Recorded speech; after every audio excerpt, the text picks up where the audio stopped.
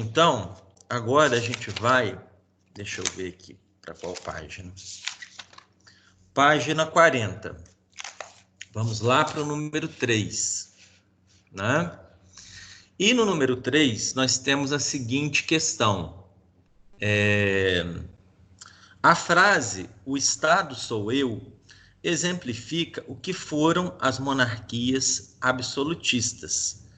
Baseando-se nessa frase, explique o que foram esses governos. Então, está pedindo para explicar o que foram os governos absolutistas. Alguém quer responder essa questão para a gente?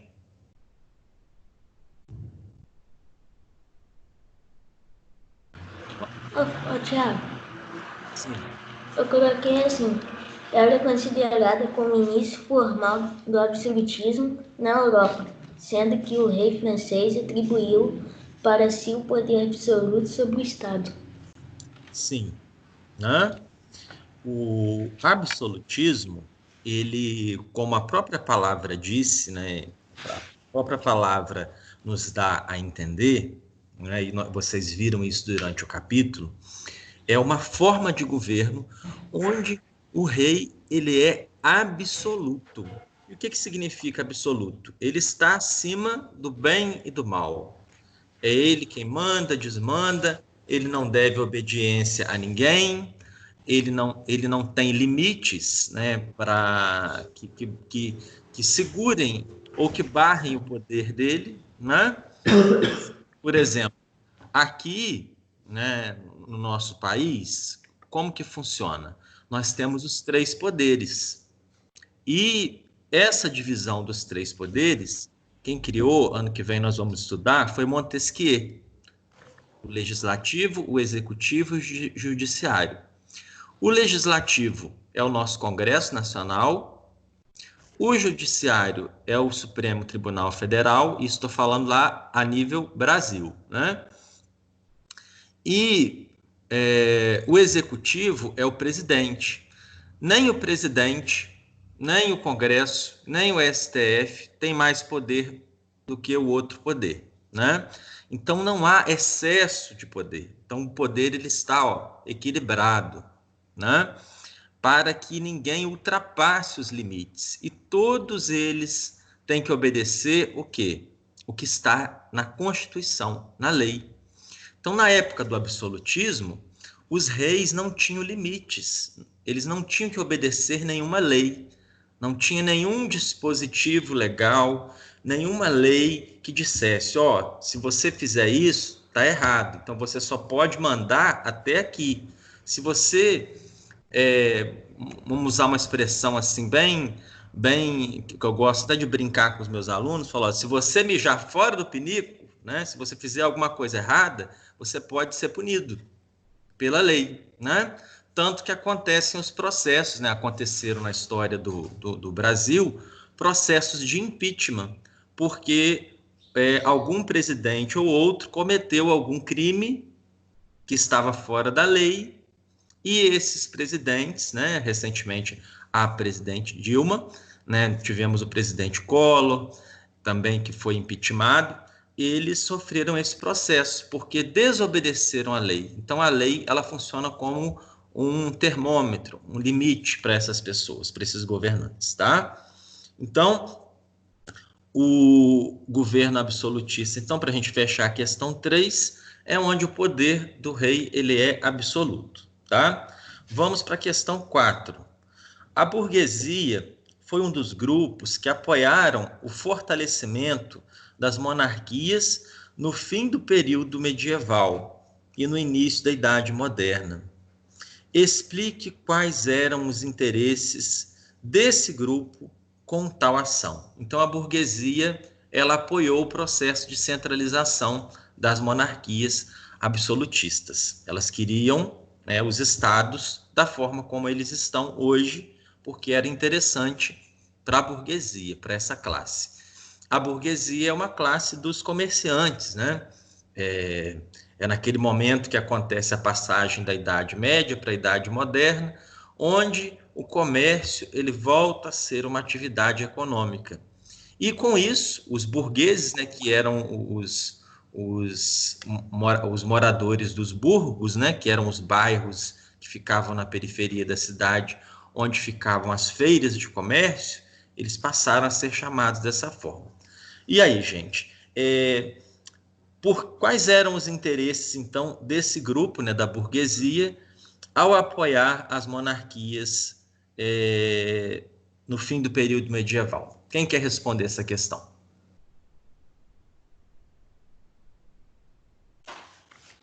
Por causa da alta classe social dos monarcas? Não. Vamos Eu posso melhorar. falar? Pode falar. A sua está errada. Eles tinham, Mas vamos corrigir. Vamos lá. eles tinham interesses na unificação do território, dos impostos e das moedas. Ah, sim. Muito bem, Maria Clara. Gente, só para recordar, no período medieval, né, como nós tínhamos os feudos, né? O feudo, só relembrando aí, era uma grande fazenda, uma grande propriedade de terra. E em cada feudo, quem mandava no seu feudo? Era o senhor? Como é que é o nome dele? Fala aí. Senhor feudal. Senhor feudal. Então, o senhor feudal, ele tinha o poder sobre o seu feudo. Então, no feudo dele, lá no quadrado dele, era ele quem mandava naquele quadrado. Então, ali ele cobrava os impostos dele, ali valia a moeda dele. Então, quando um comerciante passava de um feudo para outro, a moeda dele já não valia naquele outro feudo. Então existia um outro peso, outra medida, outra moeda, o que dificultava as trocas comerciais, né? O ato de vender e comprar. Vamos supor que aqui em Miracema é um feudo, Pádua é outro feudo. Aqui em Miracema nós temos uma moeda, o real. Aí vamos supor que lá em Pádua é o cruzeiro. Eu sou comerciante, eu vendo alguns produtos, né? Vamos supor que eu vendo sapato. Então eu sou um comerciante ambulante, né? Que era o que mais existia lá na época da Idade Média, né? Os comerciantes passavam de feudo em feudo vendendo seus produtos. Aí aqui em Miracema eu estou vendendo no real. Aí eu chego lá em Pada, a minha moeda real, a moeda que eu tenho aqui já não vale nada, né? Aí eu, comerciante, o que eu vou fazer? Eu vou apoiar o movimento para que o território seja unificado, o governo, e aí vai valer o mesmo peso e as mesmas medidas, as mesmas moedas para todo o território. Então, por isso que a burguesia, né, os comerciantes, apoiaram o processo de centralização. Então, para quem não fez ou para quem fez errado, eu vou ditar aí a nossa resposta para corrigir aí o nosso número 4. Então, vamos lá. Ó. A burguesia apoiou a centralização de poder nas mãos dos reis,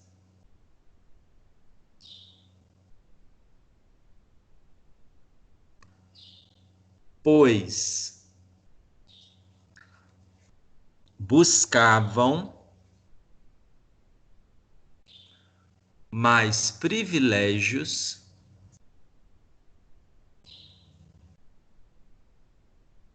na sociedade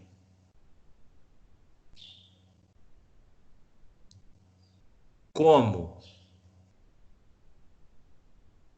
a unificação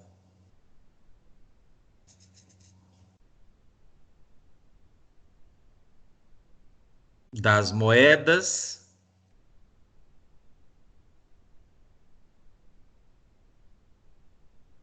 e dos impostos.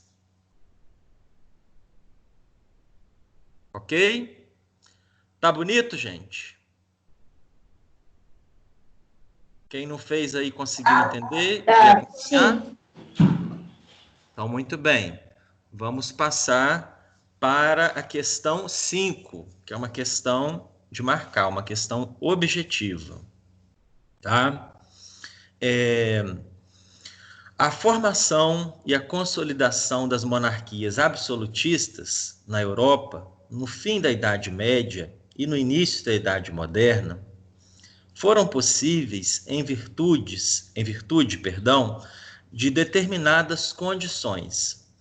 Essas condições foram: letra A, apoio da burguesia, criação de um exército abastecido pelos recursos do reino e o fim da Igreja Católica? Essa está correta?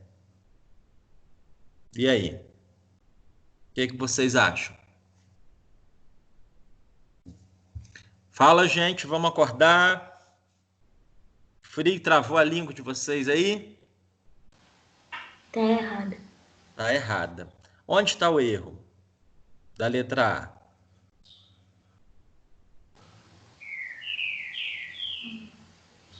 O fim da Igreja Católica. Exatamente, Miguel. Muito bem. Vamos para a letra B. Então, a letra A está eliminada. Letra B. Criação de um forte exército, apoio da burguesia e nobreza e aprovação de leis que sustentavam o poder absoluto do monarca. E a letra B? O que vocês acham? Tá certo. Está correta, muito bem. A resposta é a letra B, tá? Da número 5. Só para a gente explicar um pedacinho, né? O pedacinho final da letra B, que diz o seguinte: a aprovação de leis que sustentavam o poder absoluto do monarca. Ou seja, tudo dentro da sociedade a gente faz baseado numa lei, né? A lei justifica as nossas ações. Quando você acerta ou erra, a referência de certo e de errado que nós temos é baseada nas nossas tradições, nos nossos costumes, na nossa moral e também nas leis. Então, para o monarca lá mandar e desmandar, ser absoluto, tinha que ter o quê? Uma lei que justificasse para as pessoas que era correto o cara mandar sem limite, né? Igual o cartão de milionário, né? Então, tinha que ter uma legislação, tá? Então, para dar sustentação ao poder absoluto do monarca, tá bem? Então, número 5, letra B, tá? Vamos agora para a questão 6, que a gente já falou por alto aí, e acredito que fique fácil de entender também a questão 6, né? Diferenciar monarquia absolutista de monarquia parlamentar. É muito fácil a gente fazer essa diferença. Quem vai responder essa questão aí para a gente? Compartilhar a sua resposta. Tiago, Oi. eu coloquei assim: já em uma monarquia absolutista, o rei pode criar leis e também comandar a justiça. E na parlamentar, seus poderes são limitados pela lei. Muito bem. Alguém colocou alguma resposta diferente, gente, que queira compartilhar? Do Miguel tá certo.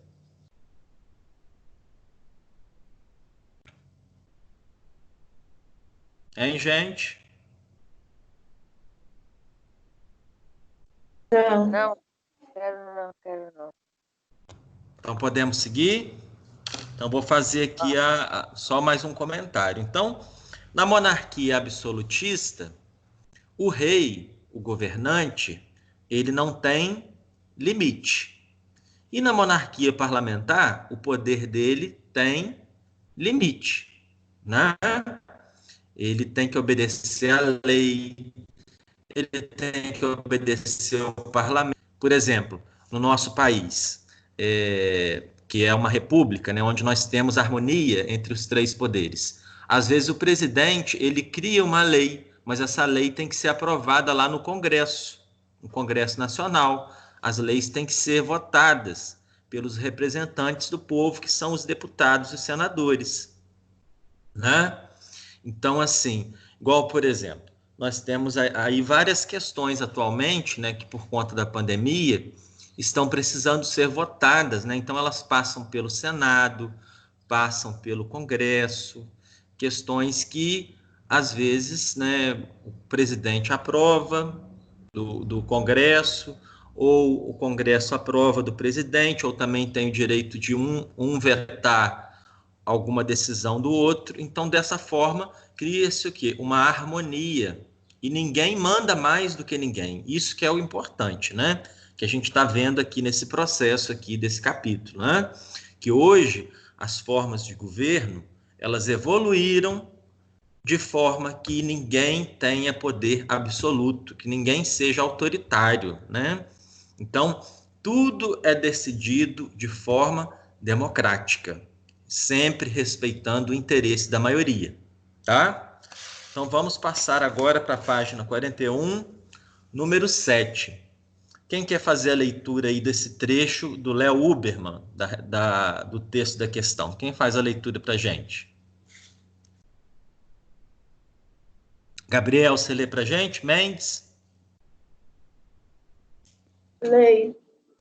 Lê para a gente. Já que os governos acreditavam nessa teoria de quanto mais ouro e pratas houvesse no país, tanto mais rico esse seria. O passo seguinte era óbvio. Baixaram-se leis proibindo a saída desses metais do país. Um governo após o outro tomou essa medida. Tais medidas podiam conversar no país o ouro e a prata já existiam nele, mas como se havia os países que não dispunham desses recursos, como podiam enriquecer? Muito bem, então, gente. Obrigado, Miguel. Gabriel. Pessoal, aí a questão vai trazer para a gente a seguinte pergunta: quais características do mercantilismo, que é a política econômica, né, que surgiu aí nesse momento, que a gente viu, é possível identificar nesse trecho, né? Aí na questão 7. Qual é a característica aí do mercantilismo que o texto traz para a gente? Quem responde? O metalismo O metalismo. E o metalismo é o que, gente? O que significa? é o acúmulo de ouro e prata. Então, muito obrigado, Miguel. É, o metalismo é uma característica do mercantilismo onde se mede a riqueza no país de acordo com a quantidade de metais preciosos que aquele país tem, né? Então, naquela época, né, quanto mais ouro e mais prata o país tivesse nos seus cofres públicos, mais rico aquele país era considerado. E hoje, qual é a referência de riqueza que a gente tem, né, nos países de hoje? Quem saberia aí dar uma opinião? Como que a gente entende hoje sobre a riqueza de um país? Pela quantidade que entra no país. Qual é a moeda mais famosa do mundo? O dólar. O dólar, né? Tanto que a nossa moeda hoje ela está passando por uma desvalorização histórica, né? E o que acontece? Por que isso é preocupante, né? O dólar, por exemplo, chegar a quase R$ 6. Isso aí indica do quanto de dólar está saindo e está entrando no nosso país. Se entram muitos dólares na nossa economia, né, se vêm lá investidores de fora do país e investem os seus dólares aqui, o que vai acontecer?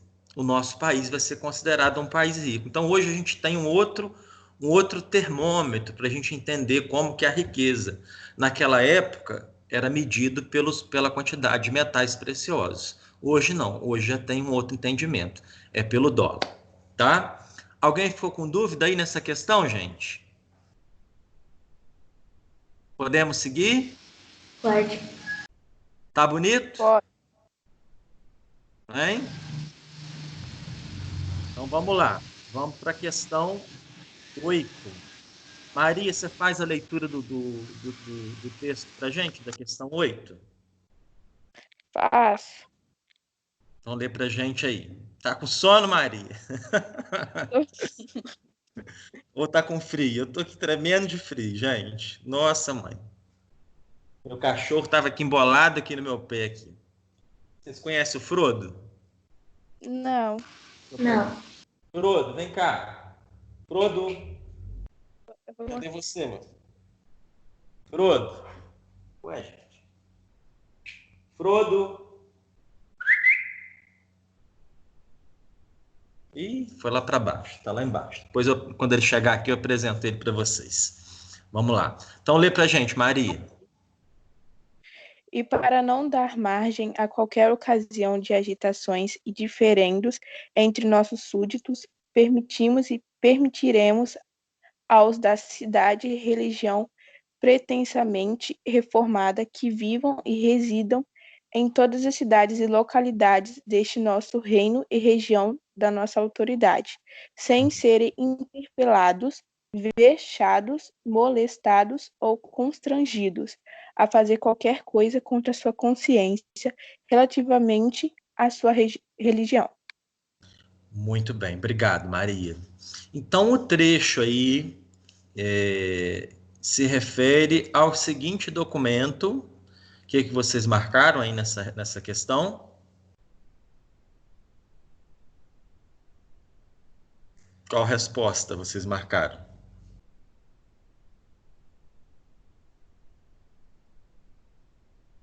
Pode falar, gente. Se errar, não tem problema, não. Nós estamos aqui para aprender. Eu marquei a A. Letra A. Alguém marcou alguma outra alternativa? Chegou o Frodo aqui. Vem cá, Frodo. Vem cá. Eu marquei B. Oi? Letra. Qual letra? Marquei B. B. B. Magna Carta. Chutei, Ó, eu não sabia esse não. aqui é o Frodo, ó. Ele tá meio assustado, meio sujo, que eu tenho que levar ele no pet. Ele é um piquinês albino. Agora vou ficar cheio de pelo aqui. Tá aqui deitado aqui. Nossa.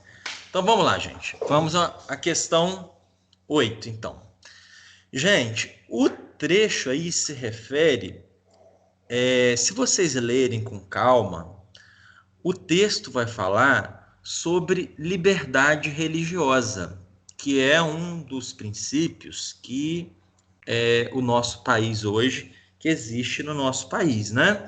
O nosso país é um país, nosso estado, ele é laico, ele não tem religião oficial. Então, todas as religiões são permitidas, né? E o trecho, o texto aí ele está estabelecendo a liberdade religiosa. Então, ele trata do Edito de Nantes, mas é a letra E, tá bem? O Edito de Nantes que permitiu a liberdade religiosa aos protestantes na França, tá? Ele estabelece a liberdade religiosa, ele não proíbe as manifestações católicas. Ele diz que todas as religiões podem ser, né, estão livres e permitidas no país, tá? Então, é letra E. Tá bem, gente? Pessoal, deixa eu só fazer uma pergunta. Vocês têm alguma aula ao vivo marcada com alguém hoje, além da minha? Depois da sua tem da Marlúcia. Ah, tá. Mas ela marcou que hora? Só para eu me ver aqui no tempo. 11h10. 11h10? Ah, tá. Acho que no máximo às 9 e pouca a gente termina aqui. Não vamos estender muito não, para não prender vocês, tá? Pode ficar tranquilo. Bom, agora nós vamos para a página 45. Vamos número 11, número 12. Né? E aí nós temos aí a foto, a pintura, né? Foto não, pintura, né? Os quadros, né? Do Luís XV pai do Luís XVI, que está do lado dele aí. Esses rapazes aí bonitos aí, para não dizer o contrário, né? E a número 11 vai perguntar o seguinte, né? O que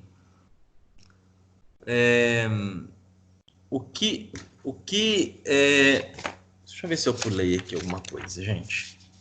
Ah, tem aqui tem a página 43, desculpa. Tem o número 9 e o número 10, tá? Eu pulei aí a página.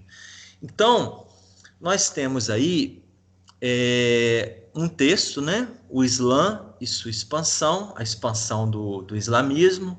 Nós temos o mapa aí, onde marca todo o território por onde a religião islâmica se expandiu aí durante a Idade Média, e está pedindo para vocês fazerem aí uma pesquisa, né, Eu fiz. sobre os principais fundamentos e regras da religião islâmica, e a 10 está perguntando sobre a divisão dos grupos islâmicos entre sunitas e xiitas, pedindo para diferenciar. Eu fiz os dois. Miguel disse que fez. Todo mundo É o fez? Gabriel, Ti. Oi? É o Gabriel. Tá, normal, o Gabriel fez, o Miguel fez também, Miguel? Sim. Então, o Gabriel, fala o que você achou aí na número 9 pra gente. Compartilha aí sua pesquisa com a gente. Fé, rezar e aceitar o credo, oração, orar 5 vezes ao longo do dia com fiel rotação em direção à Meca. Sim, Jejum, observar obrigações da Ramadã. também, Ramadão ou Ramadã, também gravado em Ramadã, em árabe, é o nosso mês do calendário islâmico, no qual a maioria dos muçulmanos praticam o seu jejum ritual.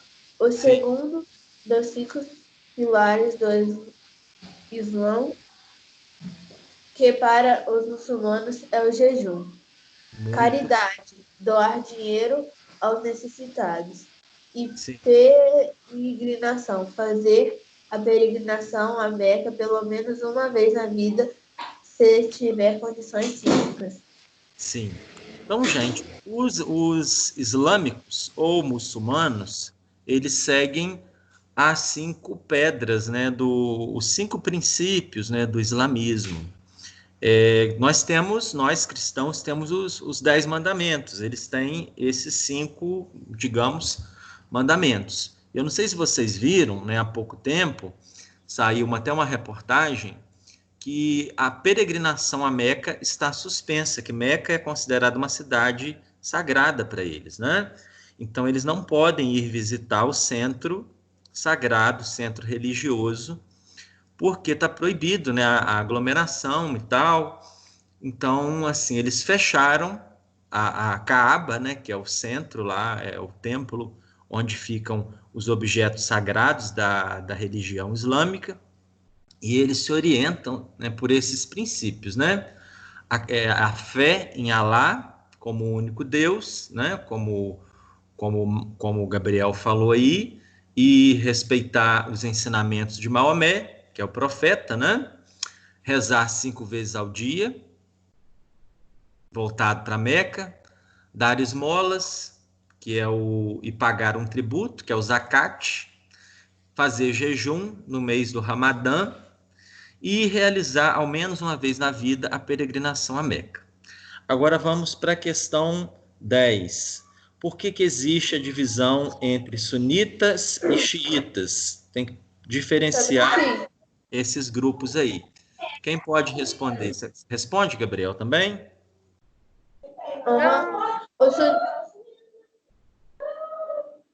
Os sunitas e xiitas compartilham dos mesmos dogmas da fé islâmica.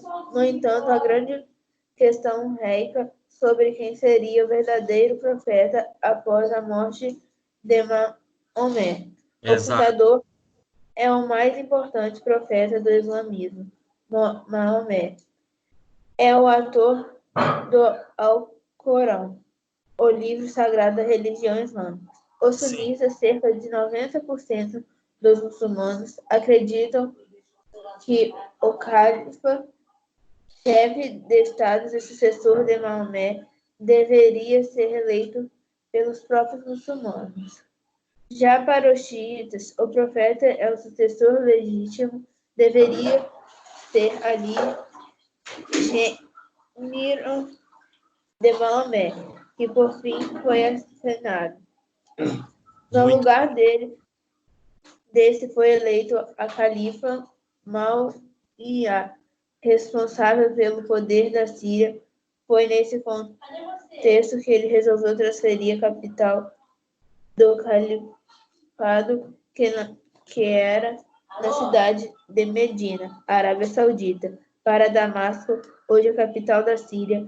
Ainda hoje, Medina é um local sagrado para os islâmicos, além da Meca. Muito bem. Não sei se foi o Miguel que está falando que travou. Vocês estão me ouvindo? Sim, Ah, sim. Sim.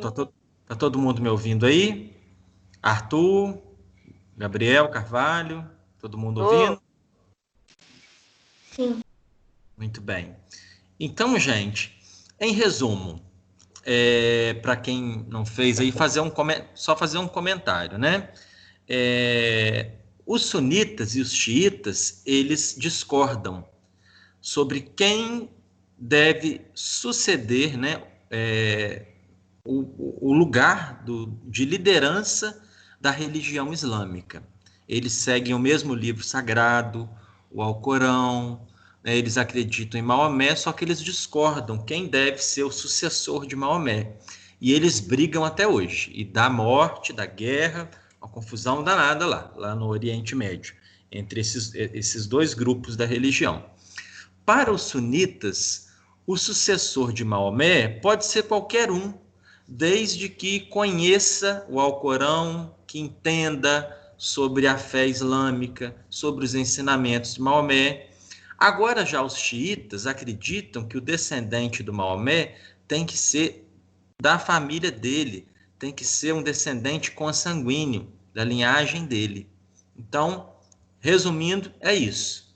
Para os sunitas, qualquer um pode ser o sucessor de Maomé, e para os xiitas tem que ser uma pessoa da família. Entendido, gente? Sim. Tá bonito? sim, Podemos seguir? tá. Então vamos lá. Pode. Agora sim, na página 45. Vamos lá. Número 11, está perguntando lá o que os retratos de Luís XV e Luís XVI têm em comum. Fala para mim, quem fez?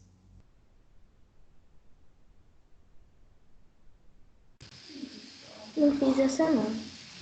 Não fez, não? Alguém fez, Eu não gente, fiz isso aí? nem a 11 nem a 12. Não, tudo bem, tem problema não. A gente faz junto aqui agora. Alguém fez? Maria, Gabriel Carvalho? Fiz não, eu fiz as outras. Daí eu não consegui fazer. Não fiz. Tudo bem, Tô vi- a gente faz junto aqui agora, não tem problema não. Então, olha só, gente, primeira coisa que a gente tem que olhar quando a gente olha aqui nessa imagem, né? Onde nós temos aqui os dois reis pintados, vestindo o mesmo traje, a pose parecida, né? Então, a gente nota que essas imagens, elas trazem simbolicamente a partir das vestes, né, da pose, da ostentação, uma postura de quê? De poder, né? Então vocês podem escrever o seguinte, né? A postura dos monarcas. A postura dos monarcas. Pode escrever aí. São semelhantes, né? São parecidas.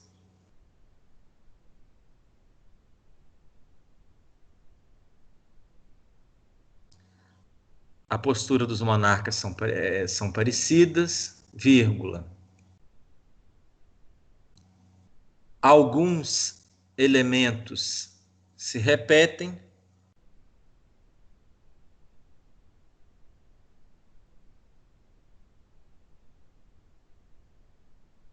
Alguns elementos se repetem,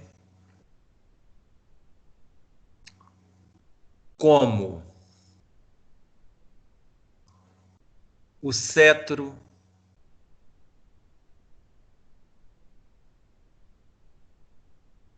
o manto real. E nesse manto aí tem o símbolo da flor de lis, né, que é o símbolo da monarquia francesa, tá? Mas não precisa de copiar isso da flor de lis, não. O manto real, a espada e a coroa.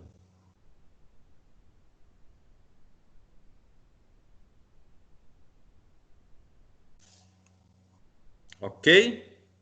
Todo mundo acompanhou? Essa é a resposta da 11. Sim. Tá? Agora vamos para a 12. Em sua opinião, né, isso aí já é uma pergunta para vocês. Por que os monarcas encomendavam esse tipo de retrato? Quais ideias essas imagens querem transmitir aos súditos do rei? Essa aí vocês não fizeram também, né? Gente, ó, só fazendo uma observação para vocês até guardarem já esse tipo de questão, né? Sei que ainda está cedo, mas você já tem que já ir se preocupando. Esse tipo de questão cai muito no Enem, que é uma questão de interpretar imagens históricas, né? Então, no Enem, na prova de história, cai muito esse tipo de questão. Eles colocam uma imagem lá e pedem para vocês interpretarem, né, essa imagem, dizer o que vocês percebem ao olhar para essas imagens, né? Então, essa imagem, se o rei está lá com a espada, né? Se ele está com um cetro, com a coroa, e ele está lá todo pomposo, com um manto real, isso está querendo dizer que esse rei é o quê? Hein? O que a imagem simboliza? Será que esse rei é humilde? Será que ele é, assim, um rei simples? Rico. É um rei rico? Se ele está segurando a espada simboliza o quê? Matança. A espada é uma arma, né, de matar, mas a espada ela simboliza o quê? A autoridade, o poder, né? O cetro e a coroa, por exemplo, são símbolos de quê? Fala, gente.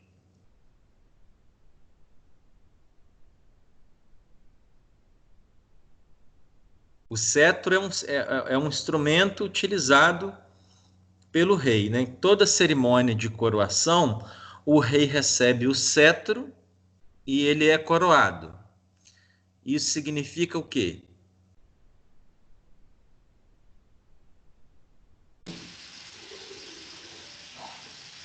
Que ele é da realeza.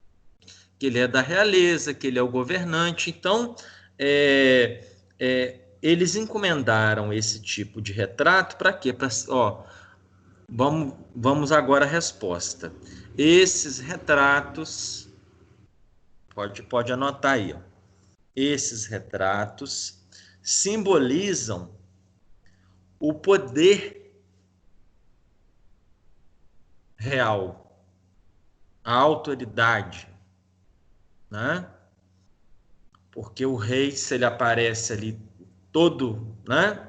Todo emperequetado, né? Todo paramentado, então ele quer mostrar, né? Ele quer ser representado, ele quer ser visto como poderoso, né? Por isso que ele bota aí essas vestes, esses paranauês todos aí, né? E aparece aí pintado nesse retrato, que na época era caríssimo, né? Um retrato desse.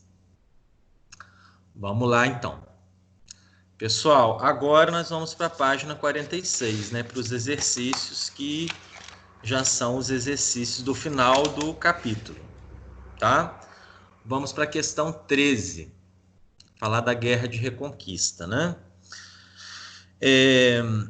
Diversos fatores contribuíram para a formação das monarquias absolutistas. No caso da monarquia portuguesa, a formação desse reino esteve diretamente ligada a um conflito. Identifique esse conflito, acabei falando aqui, né, sem querer, querendo, e relacione-o com a formação das monarquias ibéricas. Então vamos à resposta aí. Quem conseguiu fazer essa questão? Arthur, tá quietinho, Arthur?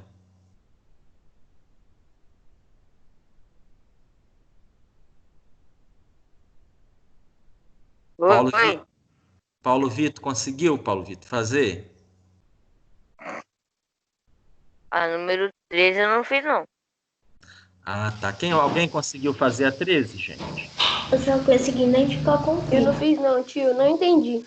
Ah, tá. Tudo bem, não tem Nem eu. problema. A gente faz junto aqui agora. Eu co- Então, eles só conseguiram identificar o conflito, né? Que foi a Guerra de Reconquista. Então, pode escrever aí quem não escreveu. Maria conseguiu fazer, Maria? Não. Tá, então vamos fazer junto, não tem problema não. Assim, gente, a partir desse. Eu vou os capítulos anteriores eu postei o gabarito, mas eu acho que é importante a gente marcar essas aulas, tá? Eu só vou marcar essas aulas para a gente corrigir os nossos exercícios, tá? Para tirar dúvidas de vocês, porque assim eu acho que vocês já têm uma bateria, né, de atividades muito pesadas durante a semana, então só vou marcar essas aulas para a gente corrigir as atividades do capítulo, para não pesar muito também para vocês, tá? E para a gente tirar a dúvida, que os exercícios a gente acaba fazendo revisão, né, do conteúdo todo, né? Então, vamos lá. A Guerra de Reconquista, escreve aí, possibilitou a formação dos reinos ibéricos, que são Portugal e Espanha, né? Então, a Guerra de Reconquista possibilitou a formação dos reinos ibéricos. Após a expulsão dos árabes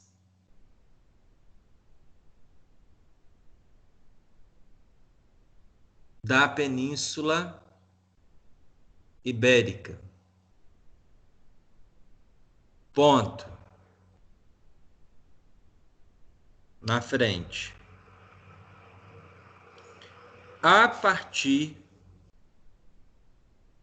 dessa guerra,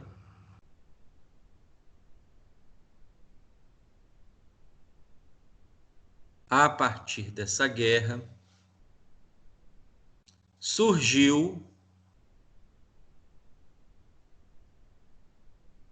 um sentimento de união contra. Surgiu um sentimento de união contra um inimigo comum. Aí vocês podem colocar entre parênteses aí árabes, que é esse inimigo em comum. Surgiu o sentimento de luta contra o inimigo comum, os árabes. Árabes, né, entre parênteses. E, vírgula, consequentemente, a nacionalidade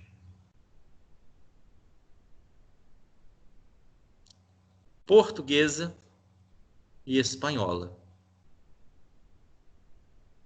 Ponto final.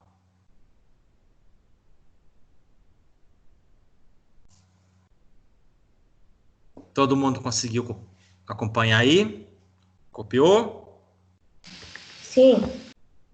Então, pessoal, só para a gente Sim. entender, só para a gente entender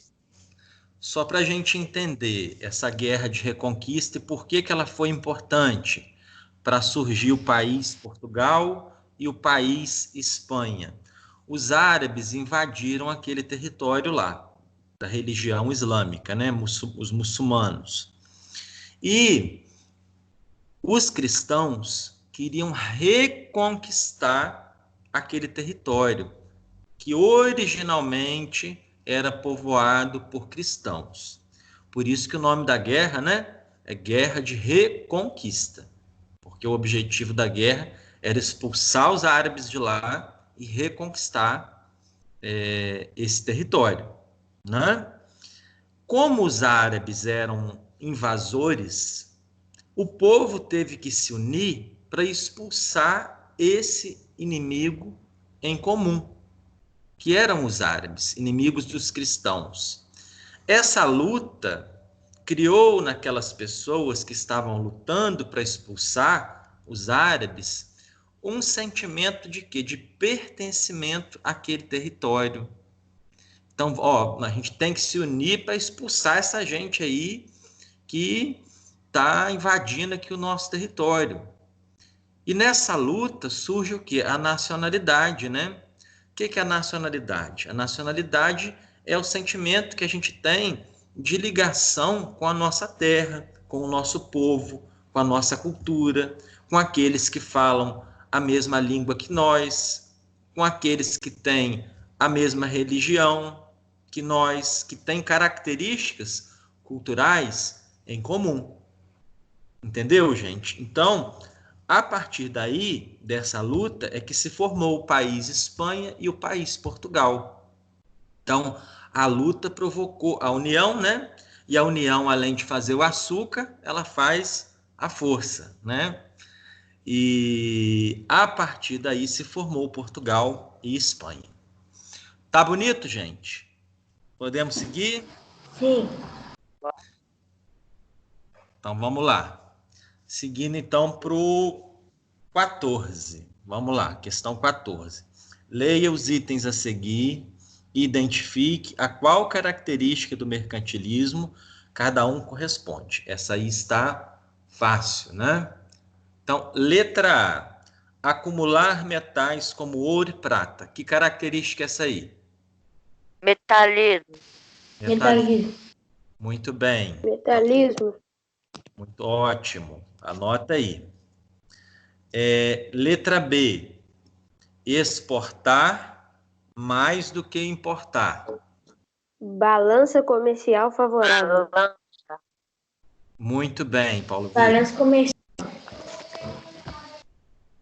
Muito bem, Miguel. Então, balança comercial favorável na letra B, né? Que é o país tem que vender mais do que comprar, exportar mais do que importar.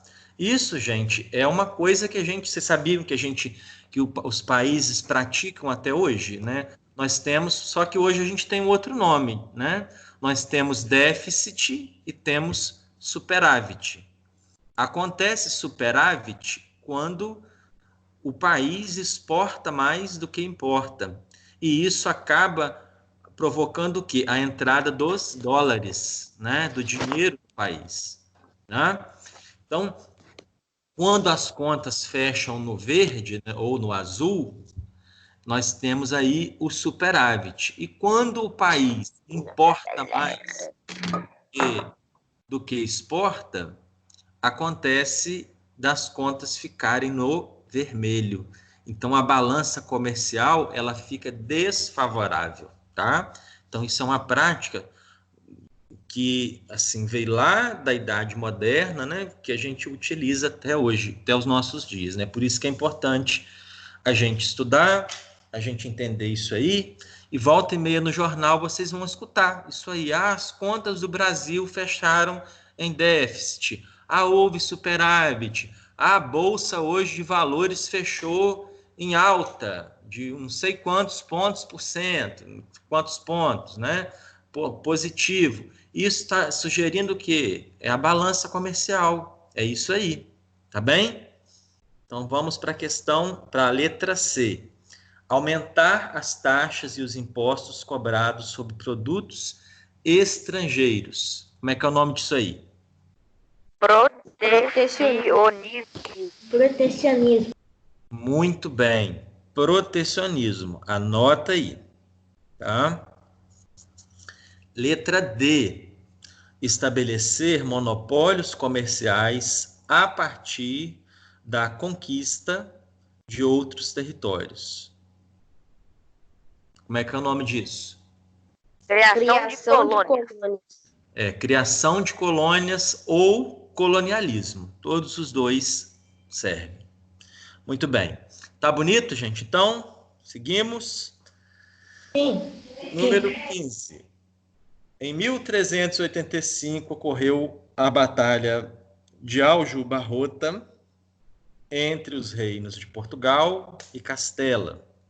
Explique o motivo que levou a esse conflito. Quem fez? A 15.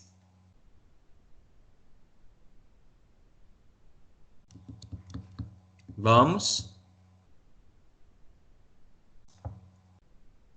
Alguém fez? Não? Pessoal? Coloquei por causa do trono português. Sim. E aí? O que aconteceu aí no trono português? O que aconteceu lá na confusão lá? Então, foi uma disputa pelo trono português. Entre quem? Entre Portugal e Castela. Sim. Então, gente, ó. Fala, Arthur. Tá falhando um pouquinho seu áudio. Pode falar. Quando o rei morreu, ele não deixou nenhum herdeiro para Portugal. Então gerou esse conflito entre os nobres e os castelhanos. Isso, que no caso eram os espanhóis, né? O Dom João, que era Dom João de Avis, ele era um filho bastardo, né? Filho fora do casamento. Não era filho legítimo, né? Porque o povo naquela época adorava os reis, por exemplo, adorava pular cerca, né? E tinha um monte de filho fora do casamento. Só que esses filhos não eram reconhecidos. E aí, os portugueses se uniram em torno da figura de Dom João de Avis, né? Como vocês viram aí, gente, nesse capítulo tem muita treta, né? Muita briga e tem muita dessas confusão de família aí, né? Família, igual toda família, né? Toda família tem confusão, né? Se não tem confusão, não é família. Mas aí a gente, como é família, a gente ama e segue o baile, né? Então vamos lá, ó. Então, foi o conflito, vamos à nossa resposta aí para quem não fez. Foi o conflito pelo trono português entre Dom João de Avis, apoiado pela burguesia portuguesa, e Dom Fernando I. Dom Fernando I, apoiado pelo reino de Castela.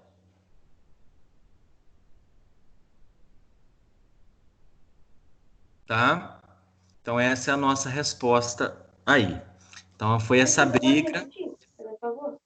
Posso repetir.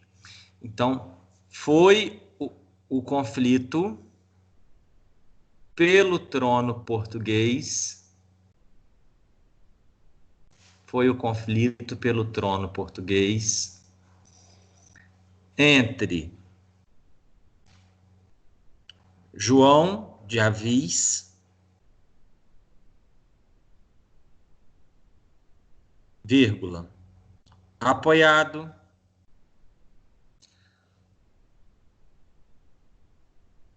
pela burguesia portuguesa. O Arthur nem oferece biscoito para os outros, hein? Ó, tá comendo biscoito, não oferece biscoito para ninguém, né?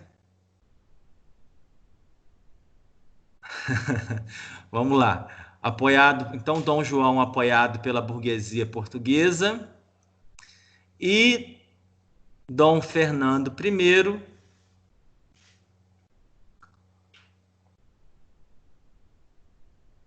apoiado pelo Reino de Castela.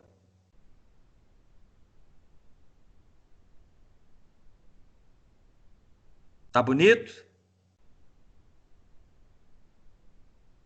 Sim, Então, gente, e só lembrando que esse conflito ele começa, né, após a morte do último rei da dinastia de Borgonha, que faleceu sem deixar sucessores, né? Então estava correndo o risco do rei da Espanha governar Portugal, tá? Então vamos para a questão 16. Sobre o Edito de Nantes, responda aos itens a seguir. Letra A. Qual foi a sua principal determinação? Essa tá fácil. Quem fez? Pode falar. O decreto autoriza a liberdade de culto com certos limites. Aos protestantes calvinistas, a promulgação desse edito colocou fim às guerras religiosas na França, que assolaram o país durante o século XVI. Henrique IV, também protestante, tinha se convertido ao catolicismo para poder subir ao trono. O primeiro artigo do edito é um artigo de amnistia que coloca fim à guerra civil. Muito bem. Então, o edito ele estabelece a tolerância religiosa, né?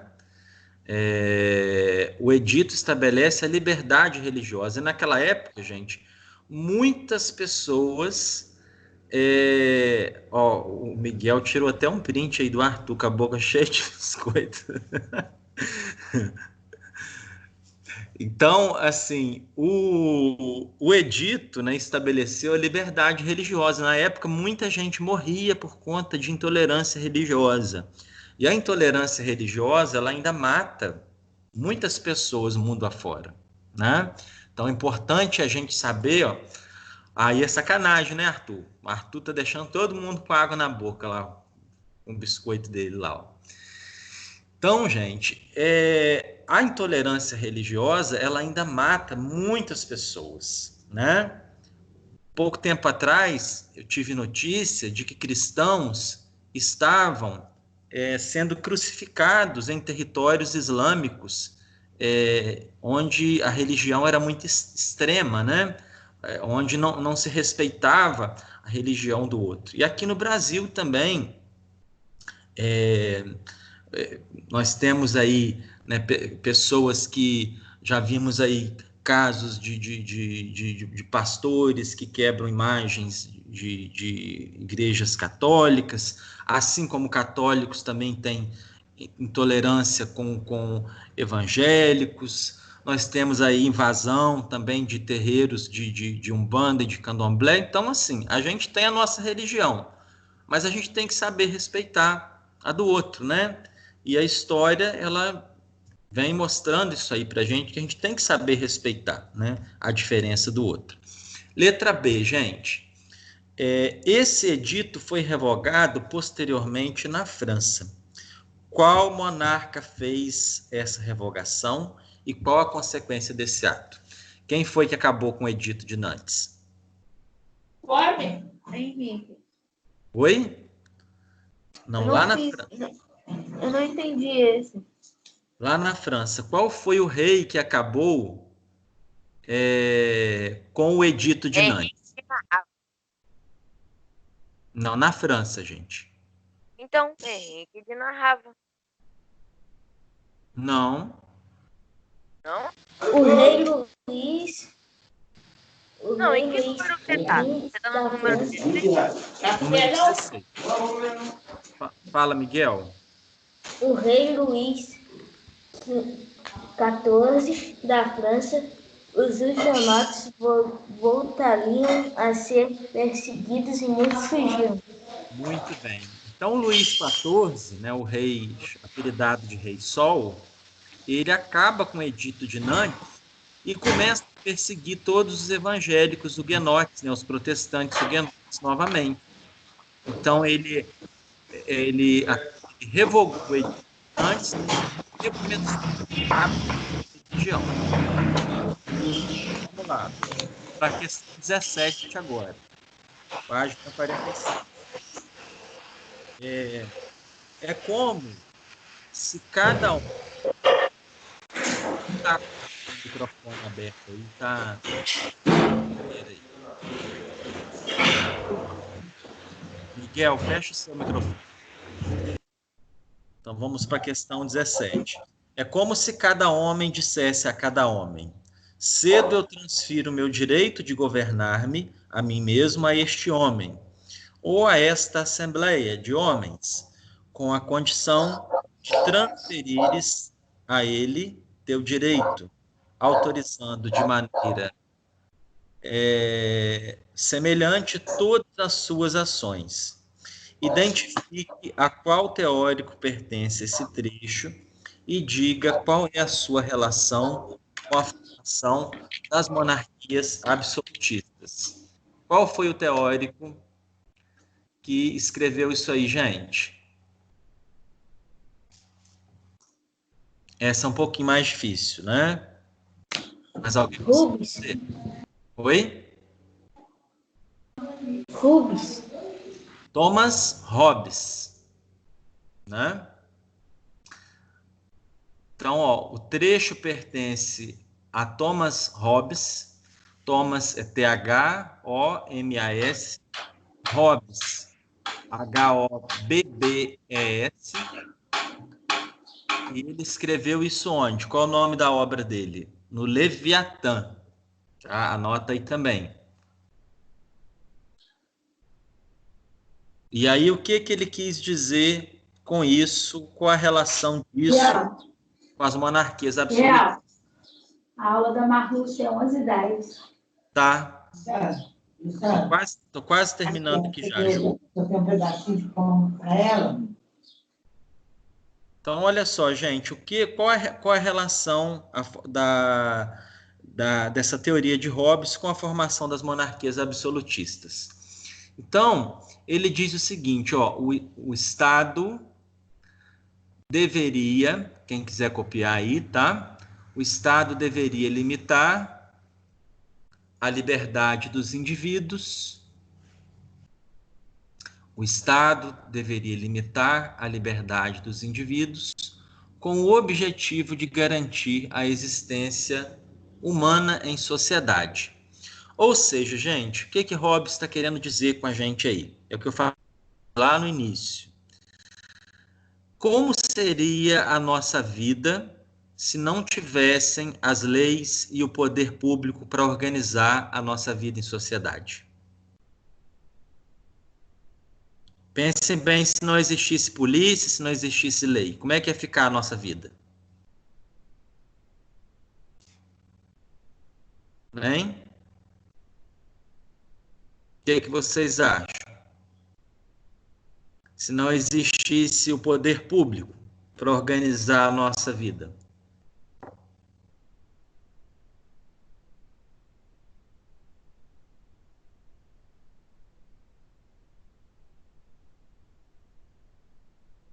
Seu microfone está fechado. Tá? Achei que o Miguel estava falando. Hein, gente? Como seria a nossa vida em sociedade se não houvesse poder público? Uma bagunça. Uma bagunça, né? Então, o Hobbes está falando disso aí, né? Então, nós precisamos de um Estado, de uma força que está acima de nós todos, para impor a lei. E, gente, ó, o Arthur só faz para comer lá, ó. Ele tá só fazendo a gente passar vontade aqui, ó. Vamos lá. Então, seguindo para a questão 18, para a gente acabar aqui depressa, para daqui a pouco vocês têm a aula da Marlúcia. Cite e explique duas importantes ações desenvolvidas pelo rei Luís XIV durante o seu governo. E aí? O que Luís XIV fez? Quem fez essa?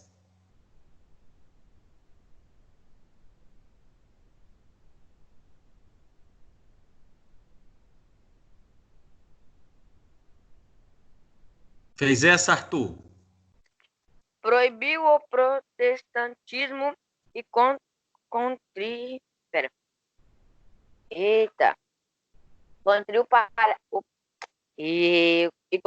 o Palácio de Versalhes. Sim, ele fez o Palácio de Versalhes, revogou o Edito de Nantes, né? E o Palácio de Versalhes se tornou a sede da monarquia, né? Então, muito bem. Vamos agora para a página 47, número 19. Vamos completar lá o mapa mental, né? Que está aí na página.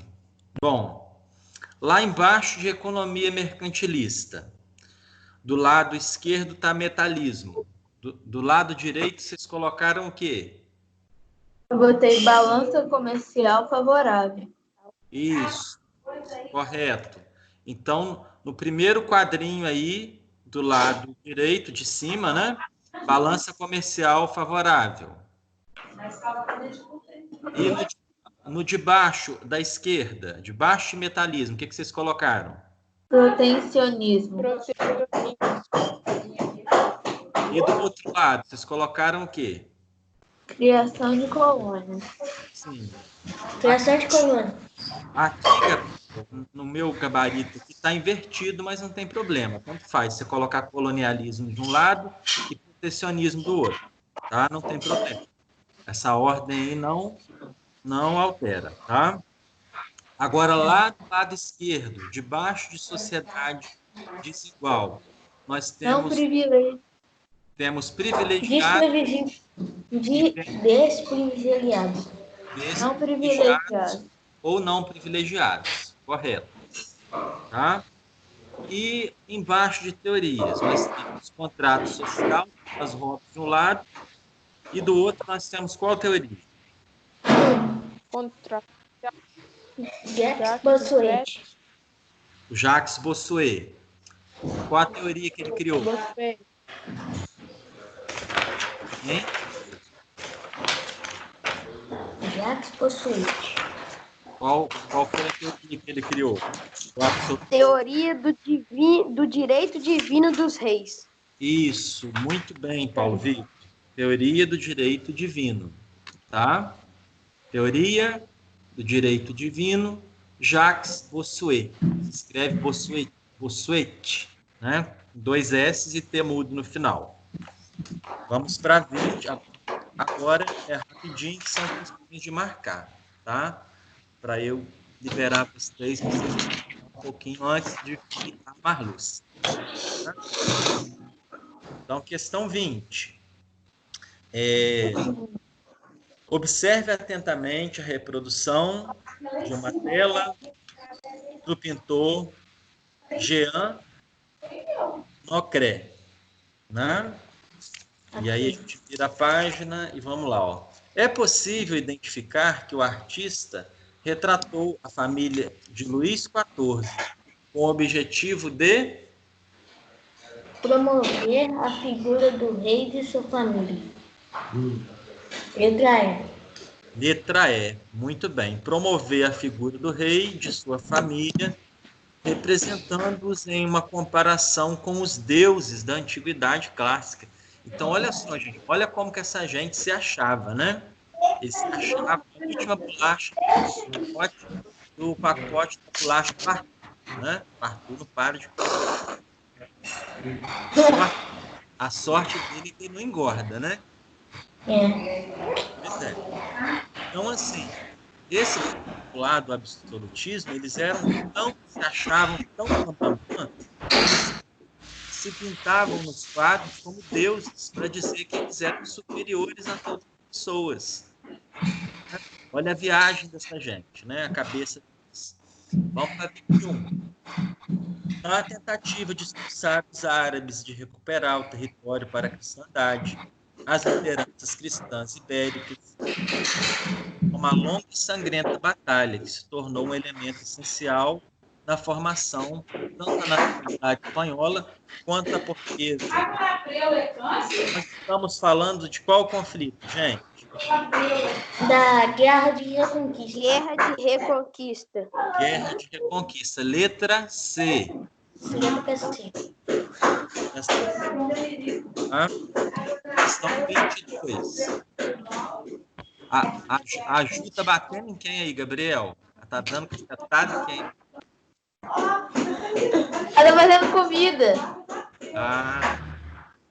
Já tô vendo, eu tô sentindo que ela deve estar martelando aí um bife, aí uma carne bem gostosa aí, né?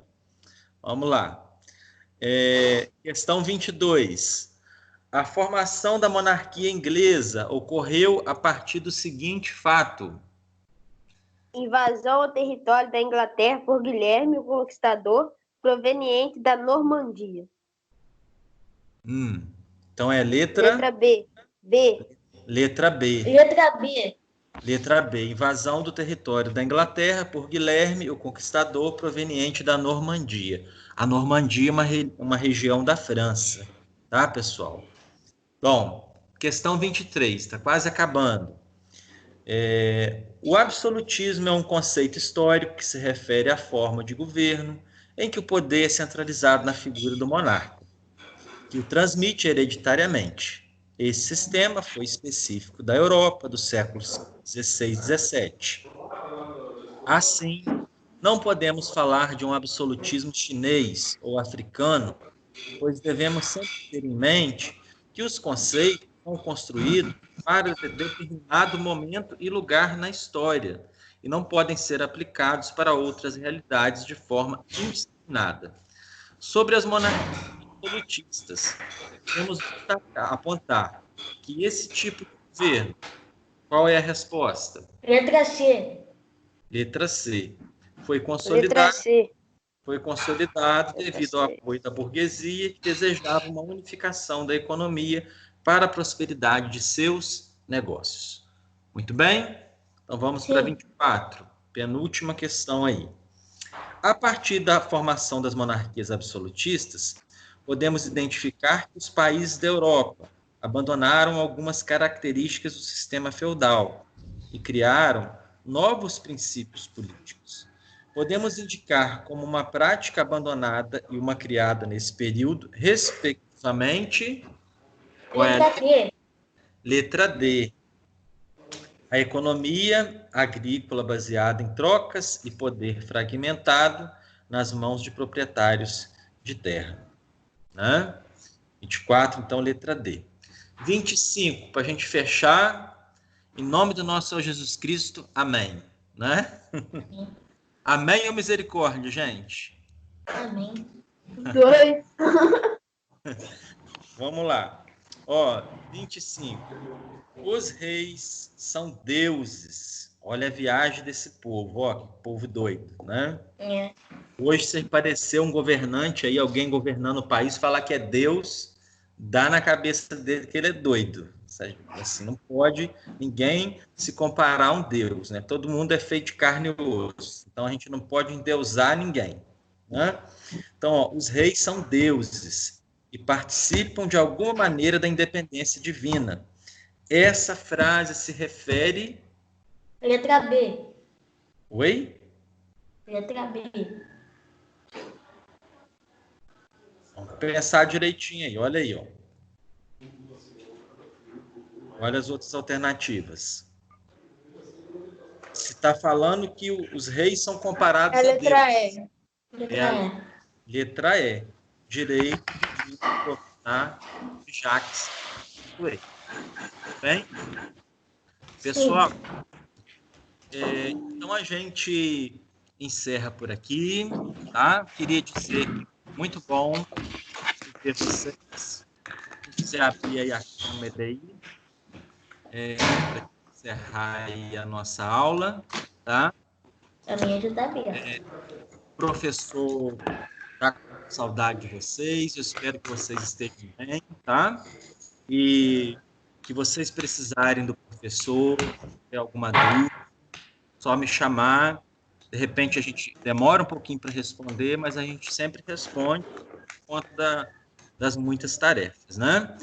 E estamos aí torcendo para que isso tudo passe logo, para a gente ficar logo na nossa escola, tá? Mas enquanto isso... Oi. Fala, Uma Paulo. pergunta, precisa enviar essa atividade? A gente já corrigiu. Já enviamos, já. Não, vocês já enviaram já. Foi atividade das que eu passei semana passada. Vocês tinham que ter enviado até hoje, se eu não me engano. Mais tarde, amanhã eu vou disponibilizar esse gabarito escrito, né? Para os outros alunos, né? Quem não participou da chamada, infelizmente perdeu essa correção, né? Então essa correção vai ser sempre, só vou fazer. Eu estou até gravando aqui o vídeo, depois eu não sei se, de repente eu vou conseguir disponibilizar essa correção, mas assim vai ter os momentos que a gente vai se encontrar, tá bem? Então, ó, se cuidem aí, até a próxima. Você também. Tá? Até a próxima, tio. Fica com Até a Deus. próxima. Eu ainda tô com fome. Tchau, tio. Opa! Tchau. Tchau. Valeu!